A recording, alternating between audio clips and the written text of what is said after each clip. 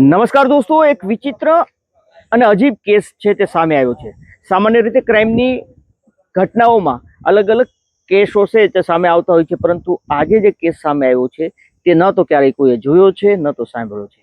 કારણ કે એક તાંત્રિક છે, આ તાંત્રિકની વાત સાંભળીને પોલીસ આ સમગ્ર કેસ છે તેમાં 35 વર્ષ બાદ ખોદકામ શરૂ કરે છે અને આ ખોદકામ શરૂ થતાં જ એ વિસ્તારના જે કોઈ પણ લોકો છે તેની નજર છે હવે તે આ કેસ ઉપર છે।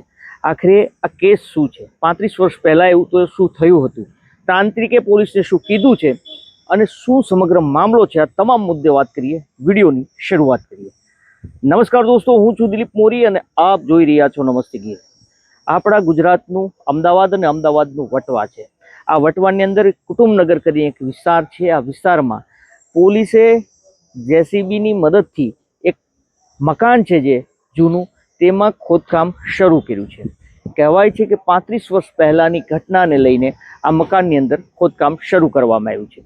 એક યુવતી છે જેનું નામ ફરઝાન છે, જે ઉર્ફે શબનમ, આ શબનમ નામની યુવતી છે જેનું 1992ની અંદર મોત થયું હતું અને આ મોત થયા બાદ એ મકાન છે અન્ય કોઈ હતું, એણે મકાન બીજાને એ છોડીને બીજે જતા રહ્યા હતા, પરંતુ ત્યારબાદ એ મકાનોના માલિકો બદલતા રહ્યા હતા।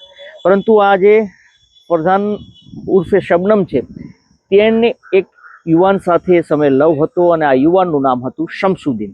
આ શમસુદ્દીનના પરિવારને એ શબનમ છે તે સપનામાં આવતી હતી, એને મકાનમાં દેખાતી હતી, જેને લઈને તે અનેક વખત તાંત્રિકોને ત્યાં પહોંચ્યા હતા, તાંત્રિકો પાસે વિધિ કરાવી હતી, અનેક અંધશ્રદ્ધાની આડમાં પણ તેણે વિધિઓ કરાવી હતી, પરંતુ તેનો ઈલાજ નહોતો મળી રહ્યો। કારણ કે આ શબનમ છે તેને સપનામાં સતાવતી હતી, તેને મકાન નજીક દેખાતી હતી।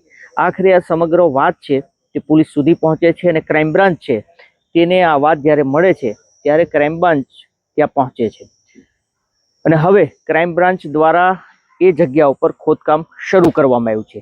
ક્રાઇમ બ્રાન્ચને જે પ્રાથમિક માહિતી મળી છે એ મુજબ આ જે શબનમ નામની યુવતી છે તે શમસુદ્દીન નામના યુવાન સાથે લવ કરતી હતી, પ્રેમ હતો અને આ બંને વચ્ચે પ્રેમમાં કંઈક બંને વચ્ચે વિવાદ થયો હતો અને તેના કારણે આ જે શબનમનો આશિક હતો શમસુદ્દીન, તેણે શબનમની હત્યા કરી હતી અને હત્યા કર્યા બાદ તેને પોતાના જ ઘરનો જે કૂવી હતી એ કૂવીની અંદર દફન કરી દીધી હતી। પરંતુ ચોંકાવનારી બાબત એ છે કે શબનમના મોત બાદ અનેક વર્ષો વીત્યા હતા, પરંતુ એ જ શમસુદ્દીન જેણે તેની હત્યા કરી હતી તેનું પણ મોત થયું છે। અને આ કેસમાં નવાઈની વાત એ પણ છે કે જે મકાનની અંદર તેનું મોત થયું છે એ મકાનના 4 માલિકો અત્યાર સુધીમાં બદલી ચૂક્યા છે અને 4 માલિકોના મોત થઈ ચૂક્યા છે। આખરે પોલીસે અહીંયા પર ખોદકામ શરૂ કર્યું છે, કારણ કે આ સમગ્ર કેસની અંદર ક્યાંક ને ક્યાંક તાંત્રિક વિધિઓ પણ થઈ હતી। તાંત્રિકનું પણ એ જ કહેવું હતું કે આ શબનમની આત્મા છે તે આ લોકોને સપનામાં આવી રહી છે, દેખાઈ રહી છે અને તેના કારણે જ આ વાત છે તે બહાર આવે છે અને પોલીસ તપાસનો ધમધમાટ શરૂ કરે છે। હાલ ખોદકામ અહીંયા પર ચાલી રહ્યું છે। આ સિવાય જે આરોપી જેને માનવામાં આવે છે એ શમસુદ્દીનની સાથે જે તેના મિત્રો હતા અથવા તો સાક્ષીઓ હતા એ તમામની પોલીસ છે તે પૂછપરછ કરી રહી છે કે ભલે શમસુદ્દીન નથી જીવતો પરંતુ એ સમયે તેની સાથે હતા તેની પૂછપરછ કરવામાં આવે। હાલ અનેક લોકોની પૂછપરછ પોલીસ કરી રહી છે। જો એ મકાનની અંદરથી આ શબનમના અવશેષો મળે તો તેનું ડીએનએ ટેસ્ટ થશે અને ડીએનએ સેમ્પલ બાદ તે શબનમના જ અવશેષો છે કે કેમ એ પણ કન્ફર્મ થશે અને ત્યારબાદ પોલીસની આગળ કાર્યવાહી શરૂ થશે। પરંતુ હાલ તો વટવાના આ કુટુંબનગર વિસ્તારની અંદર પોલીસે આ જૂના મકાનમાં ખોદકામ શરૂ કર્યું છે।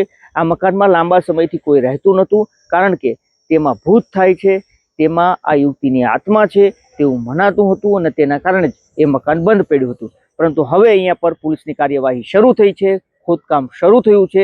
આ માત્ર વટવા વિસ્તાર નહીં પરંતુ આસપાસના વિસ્તારના તમામ લોકો છે તેની આ કેસ ઉપર નજર છે કે પોલીસને અહીંયાથી શબનમના અવશેષો મળે છે કે કેમ, અને મળે છે તો શું એ સપનામાં આવતી હતી, શું તેનો પ્રેત અહીંયા પર છે, એ વાત સાચી છે કે કેમ, આ તમામ મુદ્દેથી પડદો ઉચકાશે।